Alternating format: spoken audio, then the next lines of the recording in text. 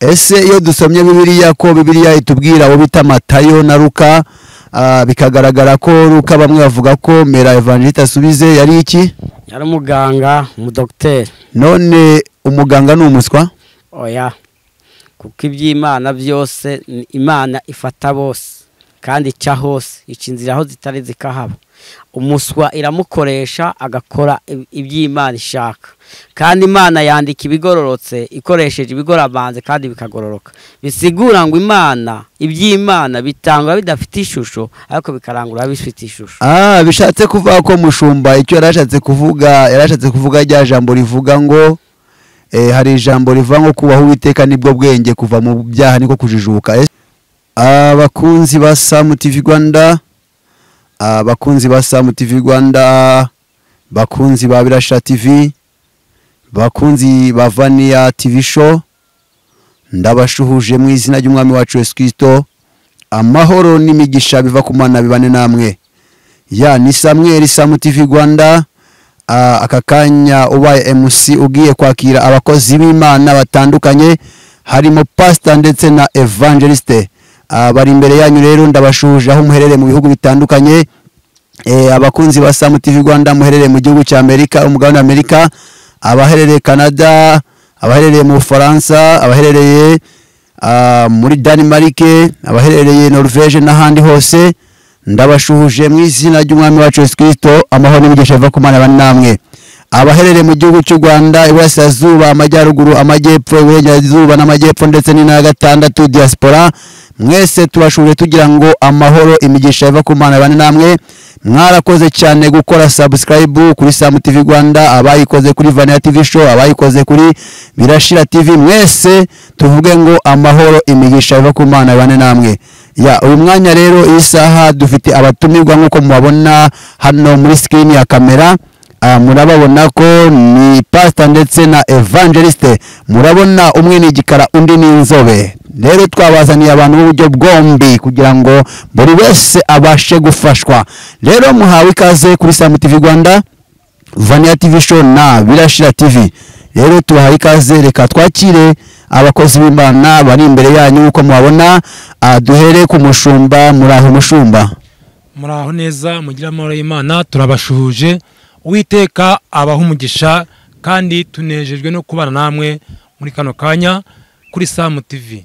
Uratubwira amazina yawe n'icyo ushinzwe kugira ngo abantu badukurikiye babashe kumenya ngo Birashira ni muntu ki, akora iki, ese abahehe, icyo ryo dukeneye kugira ngo tumenye. Murakoze cyane abakunzi ba Sam TV, mwese mudukurikirana na Vania TV show na Vania TV show.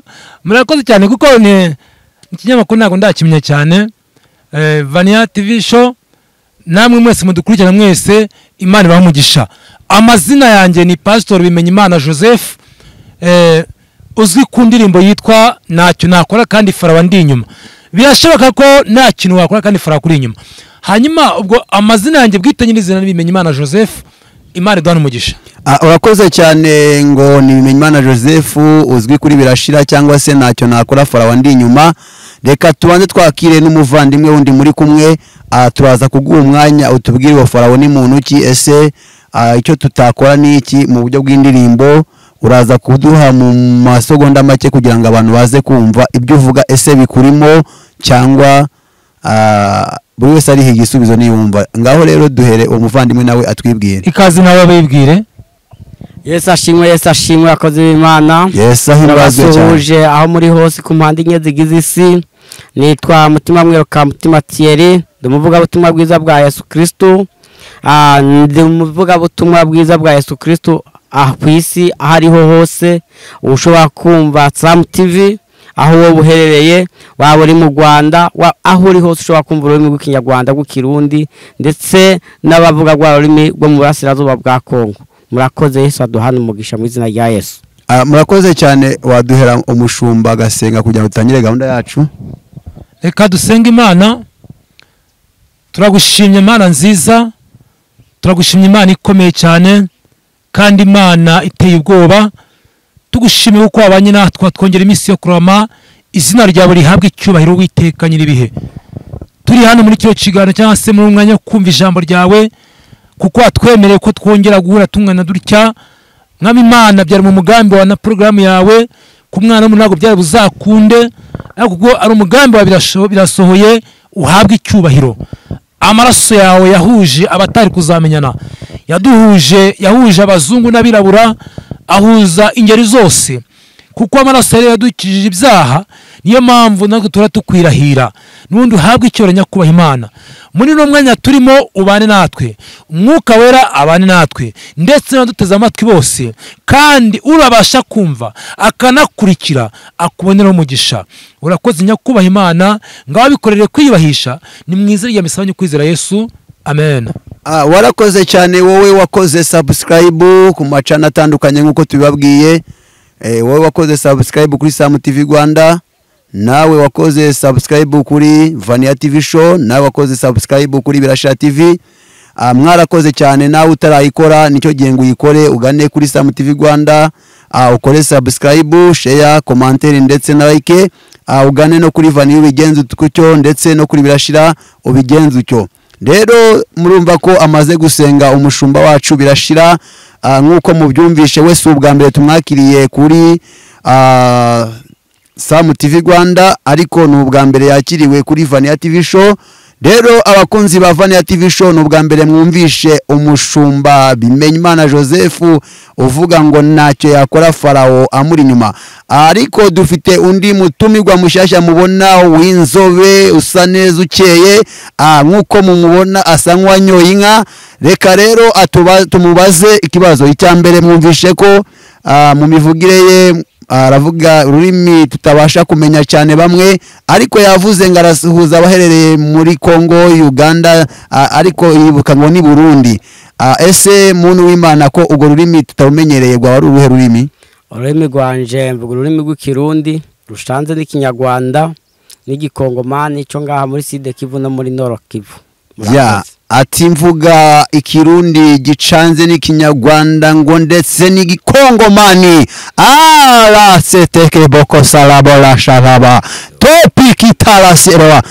Rero tubaha ikaze kwicano ya Sam TV Rwanda, tunabaha ikaze kuri Vania TV Show ndetse na Birashira TV. Turi kumwe n'umuterankunga wacu, umukameramani akaba yitwa Shingiro. Reka nawe abanze abasuhuze kugira ngo dufatanye.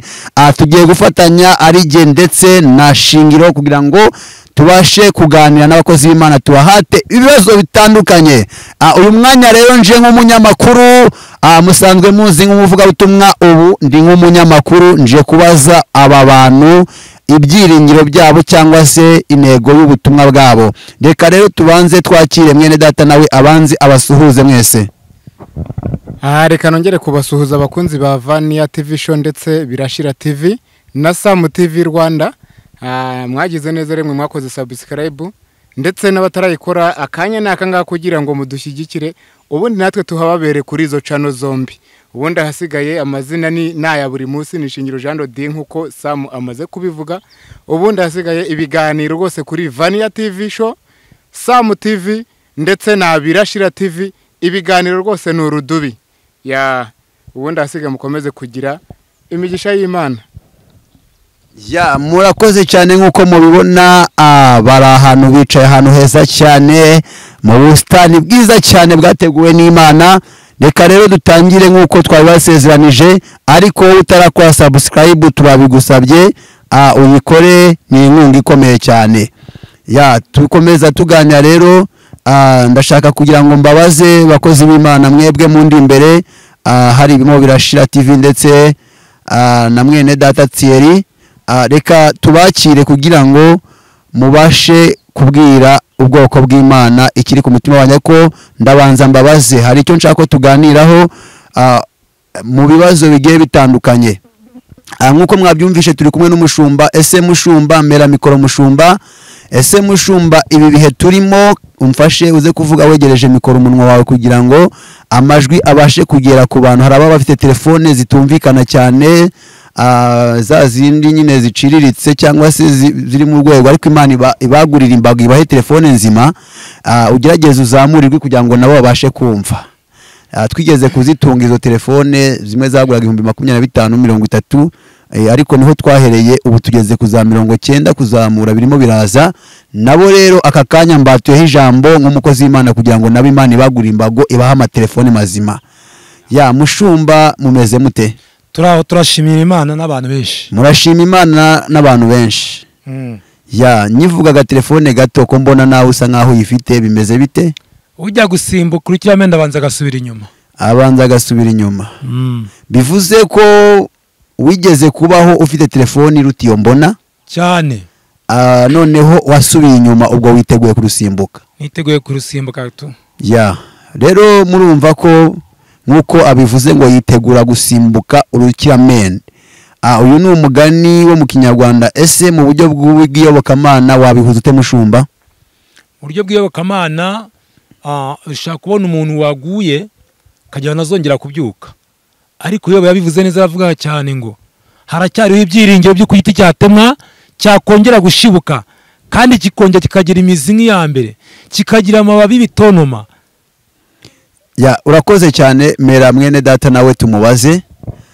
Mwene data Thierry Evangeliste, nkuko wavuze ngo Evangeliste, mw'iyi minsi ibintu birakomeye cyane. Ese waba uri umuhanuzi cyangwa uri umuvugabutumwa? Yewe ndi umuvugabutumwa bwiza bwa Yesu Kristo. Guhanura nako duhanura mu ijambo ry'Imana, kandi ijambo ry'Imana nibwo buhanuzi butavangiye. Murakoze. Urakoze ati ndi umuvugabutumwa ubutumwa bwiza bwa Yesu Kristo. Guhanura nako duhanurira mu ijambo ry'Imana. Ese aho waba ufite aho uriye? Nigeze kuganira na mwene data w'umudivaniste, ambwira ko ngo ubuhanuzi ari Bibiliya, ngo biriya bakoresha bahanura ngo atari ubuhanuzi. Ese wowe ubyumva ute? Buriya buhanuzi bahanura bavuga Imana iratubwiye, ngo urabyemera cyangwa nawe uri kimwe n'abadivantiste? Yewe nemera yuko Imana ivuga uko yamye niko yahoze, n'uyu munsi niko iri kandi kwizahora. Bakunzi ba Sam TV Rwanda rero mukunda ubuhanuzi, murumva ko mwene data amaze gusubiza ko yemera ko Imana ivuga. Naringize ikibazo cyane kuko yaravuze ngo ubuhanuzi ni Bibiliya, byari binyobeye, ariko yemera ko Imana ivuga, ahubwo ashobora kuba yagiye kutubwira ko ubuhanuzi bwose bugenzuzwa Bibiliya. Mera Mushumba nsubize niba ariko byabibeze. Murakoze cyane. Nzi neza ko hari impamvu abenshi batabyemera, kuko byahishwe amaso yabo, bisobanurirwa baswa. Kandi Imana yabwiye Ezekiyeli ngo nagushyire ku muhanuzi uzahanurira amahanga. Mu yandi magambo ntabwo ari ishanga rimwe, ni amahanga yose. Haleluya! Guhanurira amahanga. Rero utazumva azabyumva ejo. Urakoze cyane Mushumba, ngo byahishwe abanyabwenge bisobanurirwa baswa. Ese iyo dusomye Bibiliya, ko Bibiliya itubwira abo bita Matayo na Luka, bikagaragara ko Luka bamwe bavuga ko Mera Evangeliste asubize yari iki? Yari umuganga, umudokiteri. None umuganga ni umuswa? Oya, kuko iby'Imana byose Imana ifata bose kandi ica hose, ica inzira aho zitari zikahaba. Umuswa iramukoresha agakora iby'Imana ishaka, kandi Imana yandika ibigororotse ikoresheje ibigorabanze kandi bikagororoka. Bisigura ngo Imana iby'Imana bitangwa bidafite ishusho, ariko bikarangura bifite ishusho. Bishatse kuvuga ko Mushumba icyo yarashatse kuvuga rya jambo rivuga ngo hari ijambo rivuga ngo kubaho Uwiteka nibwo bwenge, kuva mu byaha niko kujijuka. Ese Mushumba yaba ari cyo warushatse kuvuga? Yesu atuwabimenye. Ubundi umuswa ni iki? Umuntu wese utazi iby'Imana nawe ari umuswa. Umuntu wese utazi iby'Imana aba ari umuswa. Bishatse kuvuga ngo ubuswa buhurira he n'ubujiji? Ubujiji nabyo bivanze n'ubuswa, kuko iyo uri umuswa ubundi umuhanga nubasha kumva. Kandi umunyabwenge yavuze ngo ntucicikire imbere wifuza kwavuga, uri muhanga. Rero iyo ushaka kujijuka, kubaha Imana nibwo bwenge, kandi kuva mu byaha niko kujijuka. Mera Evangeliste nawe agira icyo abivugaho. Kuva mu byaha niko kujijuka, kandi kubaha Uwiteka nibwo bwenge uko abivuze niko kuri. ya Niko murakoze cyane. Amina. Ndahera kuri Evangeliste mubaza ku kijyanye n'iby'iyi minsi by'abahanuzi, ko umwe akubwira ngo Imana iravuze, wenda ngo Imana iravuze ngo iguhaye wenda umurima, Yego. isambu, Sambu. undi akaza akavuga ngo Imana ikubujije guhinga, kandi hari uwavuze ko iguhaye isambu, undi akaza akavuga ngo ikubujije guhinga, bihurira he? Ese twabihuza gute? Muri Makenya tugiye kureba neza, Bibiliya ni nyanja. Iyo nyanja rero iyo utazi ko ukayijamo birashika ukamigwa. Iyo uyikoresheje Bibiliya uyikoresheje neza urashika kuco ushaka. Nogira nti rero uyu munsi ubuhanuzi bw'iki gihe abantu benshi babugize business, bakavuga ngo Imana iravuze itavuze, ariko kugira ngo abantu babemere cyangwa bamenye ko bavuze. Icyo nicyo kintu kiriko girasubiza inyuma Bibiliya. Niho navuze ngo ngitangira ngo Bibiliya nibwo buhanuzi butavangiye, kuko Imana uko yamye ivuga n'uyu munsi iracavuga, kandi ubuhanuzi bwose bugira akamaro canke intuzeye umumaro wabo iyo busohoye. Duhere mushumba nawe agira icyo atubwiraho, kuko turi kuganiza abantu b'Imana kugira ngo bumve bahishuri basobanukirwe, ntibazongere kwibaza byinshi kuri icyo kintu. Ya murakoze cyane. Nyeka ko abantu bose ari abahanga, kandi iyo bashatse gukurikira neza baramenya. Rero reka nkubwire, kuba Imana ikuvuze ngo ndaguhaye, iraguha nyine, ariko nawe ugakora, ntabwo izagwa ngo ugende uryame. Bibiliya avuga ngo utizi ikimonyo n'igihinga n'ikibiba n'ikigira gute, ariko kizi kuzigamiza gituma mu gihe cy'itumba. Ya mushumba wagiye kure y'ikibazo nabajije. Yego, nabajije ikibazo kivuga kiti, ubanze wumve kuko haraciyemo akanya bishobora kuba wabyibagiwe.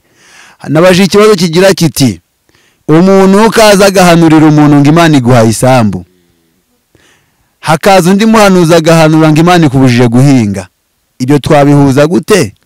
Twafata iki tukareka iki? Nyega ko nagushubije, ariko reka ngende mbigusubiriremo. Wenda mu buryo bwumvikana. Uvuga ugendeye ku isambu, ugendeye no guhinga. Reka mbere mvuga mereye.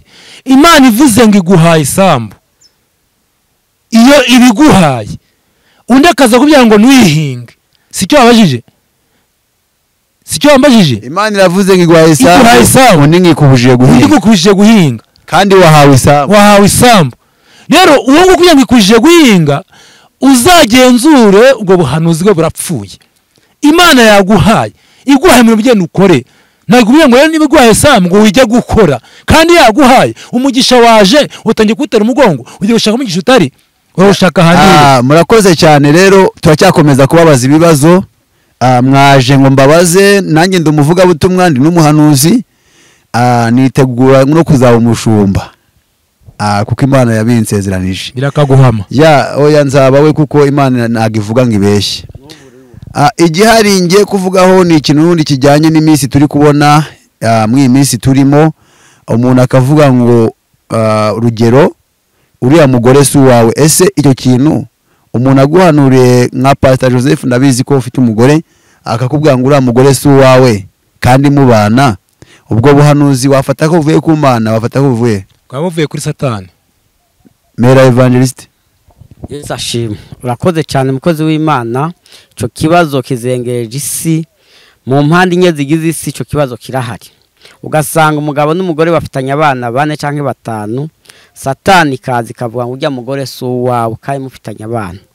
Jewe mu buryo bumwe ndabivuga ngo Imana ntabwo itanga umugisha ngo utange n'igihushane cyawo. Ico ni kimwe. Icya kabiri, Imana yabariye Aburahamu sokuruza wacu ngo ndaguhaye umugisha, arasohoka arareba. Ariko uyu munsi ugiye kureba, abantu baza bahindura iby'Imana yavuze, bakavuga ngo byarabo dushoboye kurera, bakaja muri za n'urugero nguhaye. Rero nogira ngo Imana ntabwo itanga umugisha ngo utange n'igihushane cyawo. Ubuhanuzi bwose butavuga kubaka, Imana ntisenya, ubwo bwose buvuye kuri Satani. Urakoze cyane. Hari ikintu uvuze ukomeje mikoro. Ndi umunyamakuru kandi ndi n'umunasesengura. Hari aho ugeze uravuga ngo babyare abo bashoboye kurera. ubihuza na Burahamu. Ese iki gihe turimo ko turi mu gihe kitari icyo Burahamu yari arimo, ni gute umuntu yabyara abarenze abashoboye kurera? Yesu ashimwe. Kuri aho urubuto rwose rutangwa n'Imana, kandi ijambo ry'Imana ryaravuze ngo utaranavuka utarasamwa mu nda yo kwibarutse nari ndakuzi kandi nari mfite icyo nakugeneye, nari narakwise izina. Bisigura ngo ntabwo ari twe tubyara, habyara Imana. Rero ntitugwane n'umugisha w'icyo Imana yavuze, ahubwo twakica Imana itanze. Igisubizo kirabonetse gihagije. Rero emera mushumba nawe mubaze, nsigaje umunota umwe wo kubabaza. Ese ibi bihe turimo bijyanye n'ifungwa ry'insengero, ese iri fungwa ry'insengero murebye ryaba ryaravuye he? Ese imbaraga zifunga insengero zituruka he? Imbaraga zifunga isengero iyo ni ikintu tutapfa kwinjiramo cyane, tugomba kubanza kwitondera, kuko nyeka ko tukinjiyemo cyane twasaba kwinjira muri politiki kandi nabishaka. No umukozi w'Imana wari umuvugabutumwa Yohana Umubatiza yarabwirije, abwiriza atarize. Haza umuyobozi udashaka ko abantu babwiriza atarabashumba, arafungwa. Rero ibyo sinshaka kubyinjiramo cyane kandi nenda akumwihorera. Gusa nyeka ko urande mwisha kuri mu mugambi w'Imana, kubera ko haje mwibyoni bikababaza Imana, kandi twateye Imana umugongo iradukubita inkoni kugira ngo tukore tugarukire Imana. Sinzi niba wabyumvisha. Urakoze cyane, hereza na Evangeliste agira icyo abivugaho. Yesu ashimwe. Amen. Bakozi b'Imana, ukoze kumbaza neza munyamakuru mwiza. Iki kibazo ni ikibazo abantu benshi bibaza mu mitima yabo, ariko nogira ngo ntagibaho gitunguye Imana. Ibi byose byabaye ngo bigaragaze yuko Imana ari Imana, kandi twebwe biradutunguye nk'abana b'abantu, ariko Imana yo nigitangaza. Izi byose yari ibintu imenyera itangira y'amasoza y'ikintu mu matangira. Nogira nti rero ntitubitende ko cyane, Imana yise icyo ishaka gushikako, ahubwo dutegeze twihanganye dusenge, Imana izacizira. Murakoze murakaraba. Murakoze cyane. Ese ibintu bijyanye na teoloji murabyemera? Turabyemera cyane. Ndabyemera cyane. Murakoze, muravuze ngo murayemera cyane. Ese aba evangeliste nabo biga teoloji? Cyane gose. Nawe warayize? Yego. Nize ishuri rya Bibiliya iyo bita ishuri Emmaus. Wize muri Emmaus? Muri Emmaus. Aha. Ndashaka kubabaza ikibazo kigira giti, ese umuntu utize muri Emmaus cyangwa se mu ishuri ya teoloji ntago yabasha kuvuga ubutumwa? Yashobora kuvuga ubutumwa, ariko iyo wize ishuri rya Emmaus wigisha icuzi kandi ukigisha abandi icyo batsobanukiwe. Rakoze cyane. Reka mbaze umushumba mumere mubaze. Ese mushumba, umuntu aramutse agiye mu gihugu kitabamo abantu akagenda ari umushumba, wenda tuvuge nk'aha turi, urabona ukuntu hameze, yahagera akifuza wenda gutangiza ministeri cyangwa se ubutumwa. Ese aramutse agize gutya akabona abantu 4 cyangwa 5 akabashumbira mu icyo gihugu kitagira abantu, ashobora kwitwa umushumba? Yakitwa iki mu gihe afite abantu 4 cyangwa 5? Ese kuba umushumba bihera ku bantu bangahe? Icyo kibazo Evangeliste nawe niba kizaraza kukivugaho, ariko reka duhere ku mushumba. Nyeka ko wakibajira nakisubiza, uko urabajije ngo mbese ngo ugize mu gihugu kitarimo abantu ayo ukahasanga 4, none sawa abantu 4 bahasanze sawa abantu. Intabwo Imana iduhamagarira kujya gukora umurimo wayo. Yesu tuya ngo muzaza n'umubare ungana gutya, nta mubare yashyize ngo uzaza n'umubare 1000, aza n'umubare 20,000, aza n'umubare 200. Oya, umuntu wese ushaka gusana n'umuntu n'umuhari ukaza mu butumwa akabwiriza kavuga ubutumwa, uwumva uri kuvuga akaza kuri cya magambo uri kuva akuva mu kanwa kawe, kuko Imana yagoye kurangurura ngo ubwire amahanga yose. Urakoze cyane kubaza icyo kibazo. Ahari umushumba, ubwo nye hakiba umushumba, ubwo nyene haba habonetse abashumba, kuko Imana ihamagara Abrahamu yavuye mu gihugu cy'iwabo, arava no mu by'iwabo, ariko aragenda Imana yajanye nawe kandi yamuhaye umugisha. Bisigura ngo umushumba niyo bo bahereye kuri babiri arakomeza itorero rigakomeza, kuko amatorero yose mubona Yesu abwiriza ngo yahereye ku ntumwa 12 nyuma yatura ngo muzagende mugwire kandi mukwira isi yose, ababwira aho bahera kugeza naho nawe Samu uyu munsi wabaye umuvuga butumwa bwiza. Rero ahugeze kubera wamugisha Yesu yaduhaye ngo genda mukwiza amahanga ijambo ry'Imana. Bisigura ngo Yesu ibyo yavuze yatwatuyeho ngo genda mukwira amahanga yose. Ahugeze rero uhabonera umugisha. Ikindi cogeyeho uko yagiriye Yoshua na Kalebu yavuze ngo abahaye igihugu, natwe yaduhaye ubwo bubasha bwo kuja kwigisha ijambo ry'Imana, yaduhaye uwo mugisha. Rero uwo mugisha turawufite, tuzogena mu tuzavuga kandi Imana izumva. Imana iguha umugisha. Hari ijambo rivanga hababiri cyangwa batatu bateraniye anzuruka mbane nabo. Mubaye abatumigwa beza cyane kuko mudushubije mu buryo twifuzaga. Rekame mwene data turi kumwe kugira ngo nawe yumve ibyo ataravuga kandi nshaka kongeraho ngaho. Evangeliste aravuze ngo tuzajya mu mahanga yose nkuko Yesu yabivuze. Dushaka kutabasha gutega indege ariko ubu turi mu mahanga yose. Abakurikira Samu TV, Birashira TV,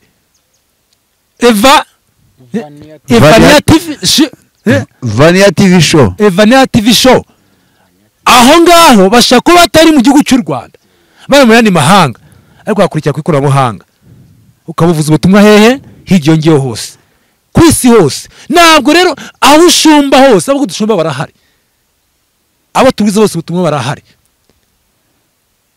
Twaremeye, twemereye gutumwa n'Imana nkuko Yesu yatumye abigishwa ni mugende mu mahanga yose mubwiriza abantu ubutumwa bwiza, kandi abazemera muzababatize. Murakoze cyane. Mu minota 2 isigaye reka mwene data dawe ni hari ikibazo afite yababaza babaze, ubundi dusoreza hangaha ikiganiro kwa dufite. Twari twihaye iminota 30 turabona habura 3. Murakoze cyane. Buriya hari ikibazo mwigeze kwibaza. Ngendo umudivantiste, yego, ariko hari ukuntu mwigeze kuvuga ko abadivantiste batemera ubuhanuzi. Abadivantiste kuvuga ngo ntibemera ubuhanuzi, mpamya ko byanga bikunda aho hantu wenda harabo mwabibwiye barababwa ngo ntibishoboka, ariko ntago babuhakana. Ahubwo icyo bahakana ni iki? Ibi by'ibihimbano bitagira iyo biva nibyo batemera. Buriya mwene data Thierry hari ikintu yavuze ngo ubuhanuzi Bibiliya. Buriya ikintu cyose ushobora kuvuga kiri hanze ya Bibiliya nta buhanuzi burimo. Icyo cyo nemeranyijwe nawe 100%, kandi nundi mudivantiste wese ahari nzi neza ko yazahamye icyo kintu. Ntago ari uko rero ubuhanuzi batabwemera, ahubwo bo bemera ubuhanuzi nyakuri. Naho ubundi ibintu bimeze neza cyane rwose. Ibibazo Samu TV yagomye kubabaza ni ibibazo byiza cyane kandi mwagiye mubisubiza neza cyane. Nge rero uretse kongeraho ngo Imana ibakomereze impano kandi bongerera imbaraga, naho ubundi ibintu bimeze neza cyane. Sinzi Samu gira ikintu. Murakoze cyane. Icyo tugiye gukurikizaho kuko mwamaze gutanga ubutumwa ariko abantu bakeneye kubahamagara bakabamenya. Ntabwo twe dukora nk'ababandi batanga ibiganiro bakanga gutanga nimero. Twebwe ni ukuvuga ngo ugomba kuvuga nimero yawe kugira ngo uzashaka kugukoreraho umugisha cyangwa se uzakenera kuguhamagara akagira ibyo akubaza abashe kukubona. Rero tugiye guhera kwa pastor abanze avuge nimero, ariko hari ijambo yasigaje rivuga ku bijyanye na Farawo. Turaza gufata umwanya wayo ndirimba yiririmba kwayo, ariko kugeza isaha natange nimero mu kindi kiganiro turakora, kuko twebwe twemereye gutanga ibiganiro benze 2 ku munsi cyangwa 3. Ntabwo turi babandi tuvuye ngo turakibika ngo ikindi oya, kuko umuntu niba yumvishe agomba kuzakomereza n'ubundi kubijyanye n'itwa musezeranije. Rero watanga nimero yawe. Nimero yanjye ni 0788411360. Ndayisubiramo 0788411360. gatandatu sorry 0788 4 rimwe rimwe 360. Imana ibamugisha. duhere na Evangeliste. nimero yanje ni 0788 23 700 41 ni 0788 23 700 41. Murakoze cyane, ngaho sengera ubwoko bw'Imana dusoze. Yesu uri Imana y'ukwizera, Imana y'ukwiringirwa, uri Imana yamyeho yahozeho izahoraho nyaguhora ku ngoma. Dushimye kugira neza kwawe, tugushimiye ko wabanye natwe data utuye mu buturo bwera. Twakubwiye dutangura iki kiganiro ngo ubane natwe, ngo kandi twasoza turamahoro turagushima. None turagushimiye kuri ubu bwoko uhagije ijambo ryawe. Turagushimiye ko wabanye natwe muri byose, ari wewe Mana ishobora byose. Tugushimiye ineza yawe, kandi iki kiganiro aho kizagera kizakore ku mitima y'abantu, abarushe baruhuke, abihebye n'abaremerewe babone ineza yawe data. Tubigusabye twizeye kuri Imana yumva kandi bikoze mu izina ry'Umwami wacu Yesu, amina. Ibiganiro naho ubutaha, turabasezeyeho rero mubane n'Imana.